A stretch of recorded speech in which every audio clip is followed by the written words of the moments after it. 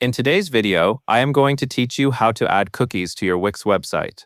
We are going to do this directly from your Wix dashboard, and the process is very straightforward. If you want your visitors to see a cookie notice and understand how your site handles cookies, Wix gives you a built-in option for that. This helps you present a more transparent experience for your audience and makes it easier to connect your site settings with your privacy information. Start by going to your Wix dashboard. This is the main control area for your website, where you manage settings, design options, and site features. Once you are inside the dashboard, look for the Settings section. This is where Wix places many of the important controls for how your website functions behind the scenes. From Settings, navigate to Privacy and Cookies. This section is specifically where Wix keeps privacy-related tools, including the cookie banner options. When you open it, you should see the option labeled Cookie Consent Banner. Click on that to continue. Next, select Add to Site. This tells Wix that you want to enable the cookie banner on your website.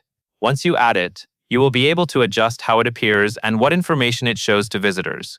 This is an important part of the setup because the banner should match your site style and clearly communicate your message. Now customize the banner text, colors, and links to your privacy policy.